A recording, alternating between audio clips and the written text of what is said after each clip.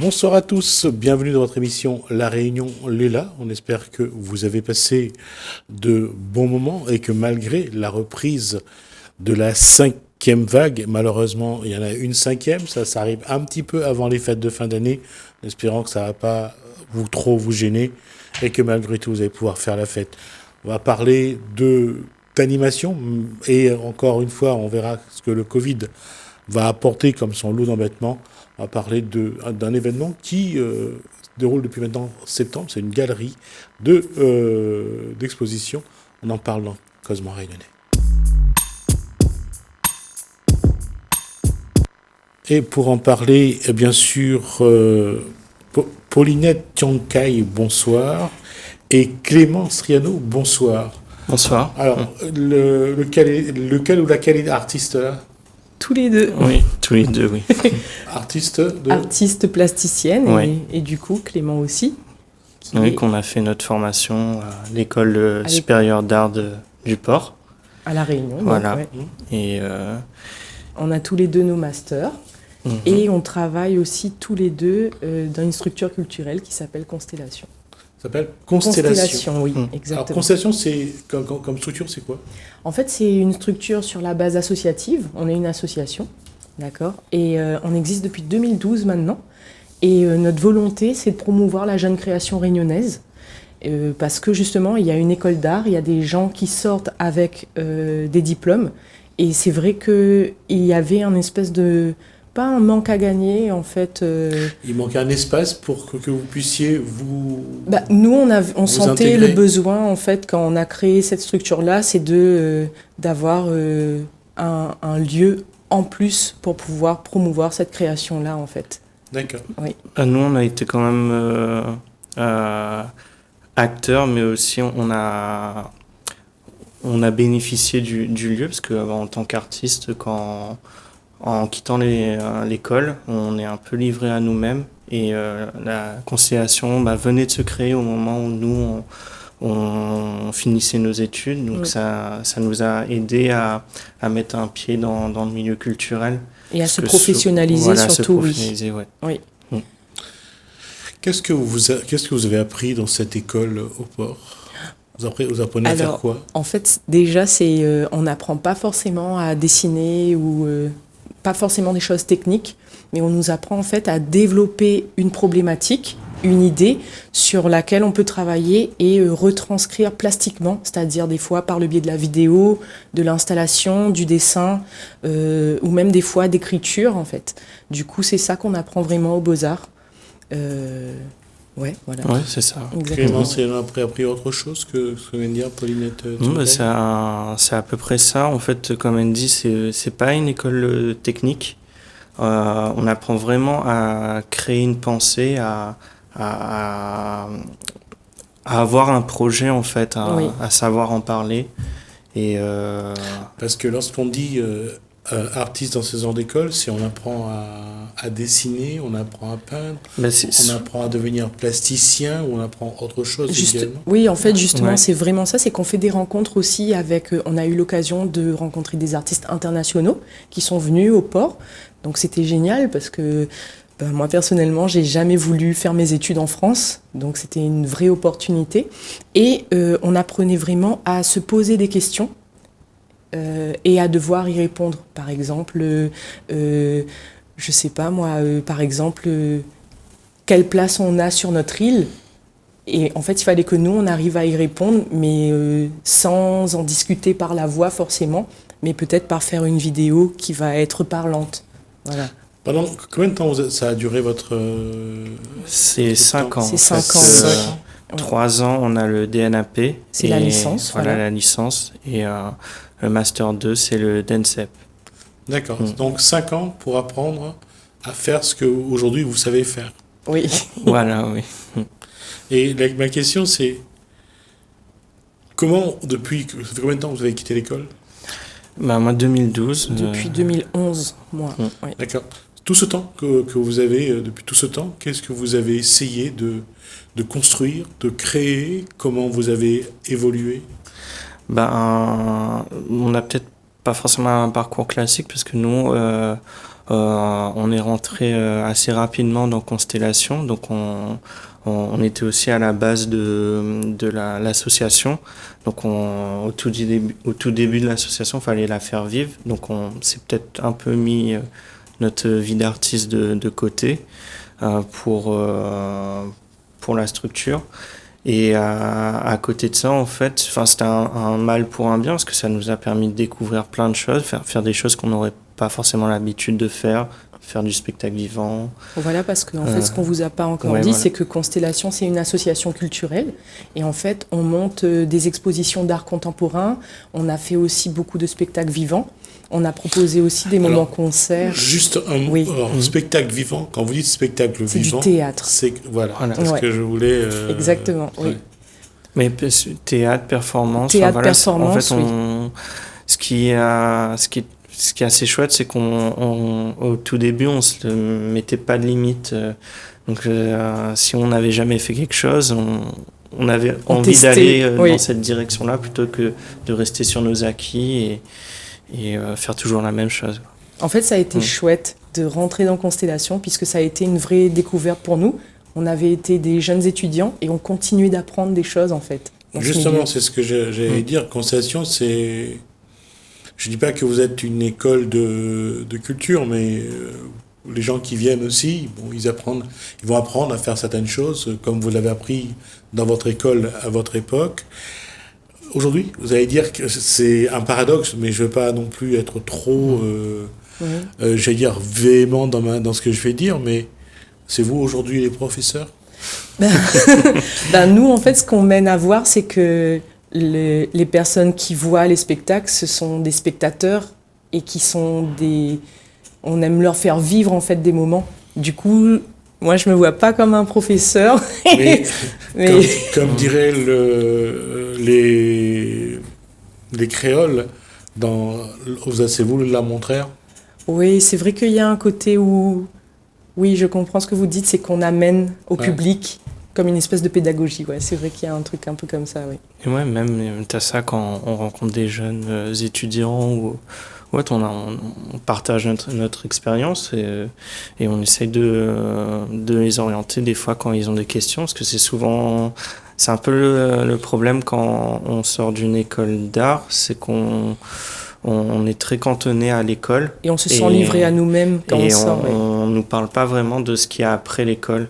Et nous, on a eu cette chance-là, en fait, parce que beaucoup d'étudiants qui sortent de l'école s'orientent vers autre chose parce qu'ils n'ont pas le courage de se lancer dans cette carrière d'artiste, parce qu'à l'école des Beaux-Arts, on nous apprend pas comment monter une expo.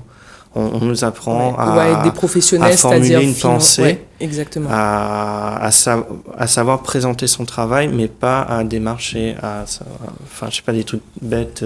Des trucs très pragmatiques, en fait, comme par exemple... Des démarches administratives. Exactement, être payé. Par exemple, on croit que les artistes, c'est la vie d'amour et d'eau fraîche, alors qu'en fait, un artiste-auteur, c'est quelqu'un qui est non salarié, mais qui doit être rémunéré par des droits de prestation ou des droits d'auteur.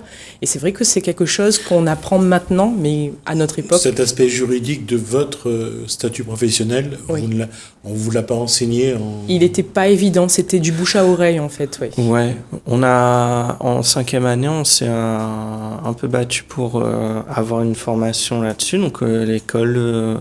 on a une semaine de formation, mais c'est assez court. C'était à nous aussi d'être curieux. C'était notre volonté à nous aussi de le faire, quoi. Après, justement, il y a eu quand même d'autres associations culturelles, comme à l'époque Cheminement. Ouais, l'Envol maintenant. Voilà, l'Envol maintenant. Et c'est une super association qui fait un gros travail pour pouvoir aider les jeunes artistes vers la professionnalisation.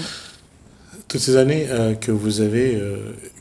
vous êtes rentré dans la vie professionnelle, vous avez essayé de vivre de votre profession, de ce que vous savez faire. Au bout de toutes ces années, est-ce que vous avez acquis une stabilité? Est-ce qu'il y a un socle assez solide pour que vous maîtrisiez vos droits, vous connaissiez bien vos droits et que vous puissiez les faire valoir?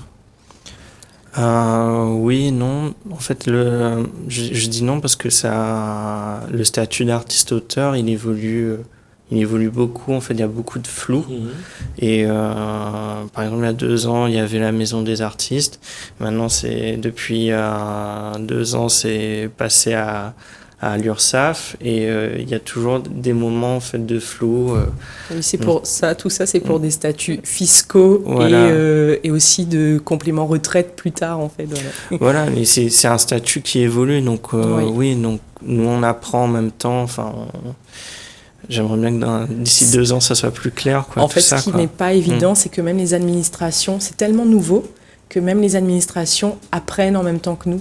Voilà, ouais. Moi, j'avoue que personnellement, j'ai réussi à avoir une espèce de stabilité financière parce que j'ai pu être... j'étais bénévole, en fait, au début dans la structure. Et par la suite, j'ai pu avoir un CDI, ce qui n'est pas négligeable. Donc, je suis salariée à temps partiel et mon autre temps, je le consacre à ma création. Voilà. Et Clément, par exemple... Moi, je suis prestataire de conciliation, donc je travaille quand il y a des opérations. Conciliation aussi a un atelier sérigraphie que je gère. Donc, quand il y a des opérations de sérigraphie, c'est moi qui m'en occupe. Mais à côté de ça, j'ai ma vie d'artiste que je développe avec différents projets et beaucoup aussi d'ateliers pour enfants dans des écoles. Justement, c'est ce que j'allais dire. Je pense que c'est toutes ces dernières années, vous êtes intervenu en milieu scolaire assez souvent, ce qui vous permet aussi d'avoir un petit peu de prestations. Oui. Exactement, oui. Parce que c'est vrai quand même que depuis qu'on est sorti, il y a eu au niveau des institutions quand même un regard qui a été posé sur la condition des artistes. C'est pas rapide, hein, mais ça avance lentement. Il faut avouer des fois quand il y a des choses bien qui se passent. Et c'est vrai que depuis, c'est pas tout le temps l'idéal parce que c'est pas, on n'a pas tous les artistes sont pédagogues. Parce que c'est un vrai travail quand même. Parce que des marmailles, des fois, ça a l'énergie à revendre pour canaliser. Tout le monde n'a pas l'art d'enseigner. C'est quelque chose. C'est vrai que nous, ça nous a appris pour le coup. Quand même, on aime bien les marmailles. Donc, avec Conciliation, on fait les centres aérés depuis 2014. Depuis 2014, donc ça nous a bien formé les centres aérés. Parce qu'en fait, on est pluridisciplinaire. Voilà. Oui. Et puis, de toute façon, on sait bien que ce public-là, il vient un moment, il profite, après, il passe à autre chose. Donc, oui. Mais des fois, on a quand même des petites pépites. On retrouve des enfants qui grandissent et qui, justement, s'intéressent à des choses artistiques. C'est vrai qu'il y a un côté touchant et gratifiant. Oui. J'allais dire que aujourd'hui, quand vous regardez l'environnement dans lequel vous êtes, ça vous convient ? Ou il y a des choses à améliorer ? Dans l'environnement culturel. Votre environnement, vous ? Ouais. On a été très impacté par le Covid. Oui, voilà. Et malgré tout, on s'en sort. Donc, c'est quand même encourageant. Oui. Et là, c'est vrai qu'on parle de 5e vague, mais ce qui est bien, c'est que la vie, là, elle reprend un peu. Tous les projets ont redémarré. On espère que ça va continuer. Ouais. On peut à nouveau revivre, par exemple, des vernissages. C'est vrai que... tout se bouscule un peu, là, en ce moment. Il peut y avoir 2 vernissages en même temps. Mais c'est bien, la vie culturelle reprend. Quoi. Ouais. D'accord. Et quand on parle de vernissage, donc, votre dernier vernissage à vous, c'était donc en septembre ? Alors, en fait, on a une opportunité avec Conciliation, c'est d'avoir un local à Saint-Denis, rue Sainte-Marie, au centre-ville. Voilà, au centre-ville, 12 rue Sainte-Marie. Voilà, donc, et en début d'année, on a décidé de créer une galerie. Donc, c'est 12 la galerie, vu qu'on est au 12 rue Sainte-Marie. Donc, en fait, on a pour but, depuis la création de Conciliation, c'est de faire des premières expos. Donc de jeunes artistes. Ouais. Donc on essaie d'accompagner les artistes le plus possible pendant, je sais pas, une durée de 2-3 ans, en leur faisant une expo, en les soutenant sur certains de leurs projets, en proposant un espace de travail. Et du coup, avec la situation Covid, ça a pris du retard. Et en fait, on a lancé notre première exposition en septembre. À l'ouverture de notre galerie. Voilà, on a inauguré notre galerie avec une expo de Ambre Maillot, qui est une jeune artiste originaire de Saint-Paul, qui fait ses études à Paris depuis 3 ans. Elle est à l'école Boulle. Et en fait, elle a tout un travail sur la carte. Oui, autour de la cartographie. Voilà. Et elle a envie, en fait, de retranscrire la cartographie réunionnaise que beaucoup de gens peuvent connaître, mais elle a envie de nous faire perdre dedans, mais plus d'aller dans des terrains plus liés à des émotions ou à des sensations ou des souvenirs d'enfance, en fait. Ouais, parce qu'en fait, son point de départ, c'est que une carte, c'est très normé.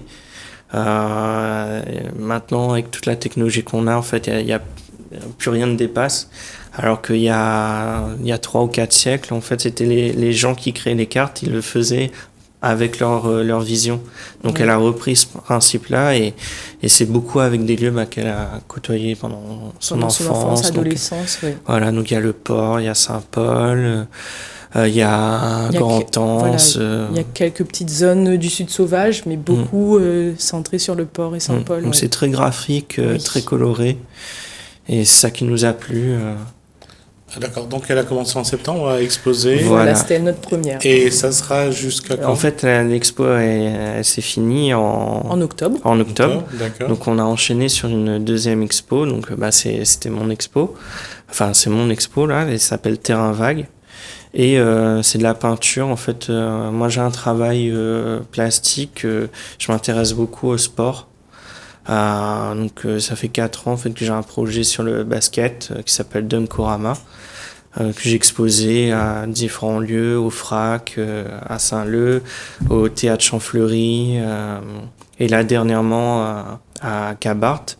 Donc c'est la nouvelle salle de l'espace Leclerc du Portail. Ah oui, au Portail, oui. Et du coup là j'ai lancé un nouveau projet peinture qui s'appelle Terrain Vague qui est sur les terrains de foot. D'accord. Donc lié avec ce qu'on a vécu l'année dernière, le Covid, et le fait qu'il n'y ait pas de spectateurs dans les stades, parce que moi je suis un grand supporter de foot, de basket, de sport en général. Et je l'ai assez mal vécu par exemple de regarder le match de mon équipe préférée à minuit et de ne pas avoir l'ambiance c'est toujours paradoxal de regarder un stade vide et de voir des joueurs quand même courir sur la pelouse. Oui, c'est super déshumanisé. Ouais. Effectivement. Ouais. Vous avez une actualité ou pas ? Alors, pour ma part, du 3 au 5 décembre, je vais participer au festival Réunion Métis. Donc, ça va être une première pour moi parce que je serai dans la catégorie street art. Et du coup, voilà, ça va se passer à Saint-Paul. Et que le public vienne nombreux. Dans l'espace culturel ? Non, en fait, ça va être dans la ville de Saint-Paul. Ouais, sur le front de mer. Sur le front de mer, ouais. D'accord. Exactement. Et tu as une expo aussi à la médiathèque François Mitterrand. Actuellement, oui, j'ai une exposition à la médiathèque François Mitterrand, donc à Saint-Denis. À la Trinité. À la Trinité, qui s'appelle Diffraction. Et c'est en lien avec une formation très intéressante de jeunes personnes qui peuvent participer à un stage de commissariat d'exposition.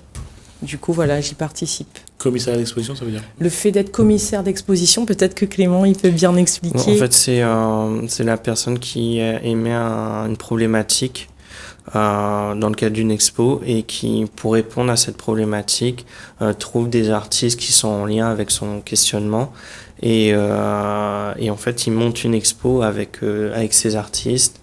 Et du coup, moi, j'ai fait partie de cette formation-là. Donc il y a eu un premier volet où on était tous ensemble à Corem au port, où en fait on devait monter une expo dans les locaux de Corem, donc c'est une entreprise de lumière. Et après ça, en fait, le deuxième volet, on est 10 à avoir fait la formation et chacun, en fait, on va faire une expo. On va monter une expo dans une médiathèque de Lille. Donc la première participante, elle a fait son expo du coup là pour le FIAV. Exactement. À la médiathèque François Mitterrand. Oui. Et Paulinette, c'était une expo collective et Paulinette faisait partie de cette expo. et qui est Exactement. toujours visible jusqu'à début décembre. Jusqu'à début décembre, oui. D'accord. Donc, de toute façon, en fonction de votre actualité, on aura l'occasion, je pense, de vous revoir sur ce plateau-là pour parler un peu Pourquoi de pas, oui. votre actualité, de ce que vous faites, et puis faire un petit peu, donner un petit peu la parole aux artistes de Constellation. Merci, oui, complètement. Merci à Paulinette donc Tionkai. Oui, merci merci également à vous.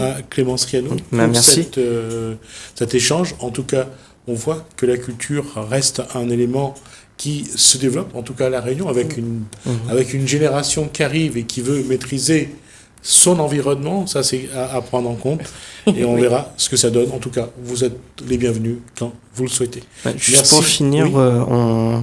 on finit l'expo là, à la fin de la semaine, l'expo à la galerie du 12, et on va enchaîner début décembre avec la boutique de Noël de Constellation, où en fait on va ressortir tout notre fonds. Donc on a beaucoup d'œuvres, des originaux, Et des multiples, en fait. des multiples, sérigraphies ou autres. Et en fait c'est pour soutenir la jeune création. Exactement. Voilà, acheter des œuvres. Parce que vraiment, Pour par les contre, fêtes, notre volonté, voilà, voilà. c'est achetons des œuvres, mais à des prix quand même raisonnables. Parce que c'est vrai que c'est pas quelque chose d'évident, ça. C'est vrai que j'ai pas pensé à le dire, mais c'est pas quelque chose d'évident pour les gens de se dire allons acheter une œuvre, alors que d'acheter un fast-food qui peut arriver à 20 €, c'est possible, mais une œuvre à 30, c'est difficile. Oui, parce qu'ils ne vont pas le consommer. Exactement. Alors que c'est Sauf un si autre vous moyen de dessinez- consommation. Vous dessinez un burger sur le tableau Exact. et vous demandez à 30 €. Exactement. C'est voilà. peut-être toujours possible. En tout cas, merci à vous. Ça a été un plaisir. Merci, Merci à vous. Merci de beaucoup. nous avoir suivis. Merci Hélène, merci François. Je vous dis à bientôt.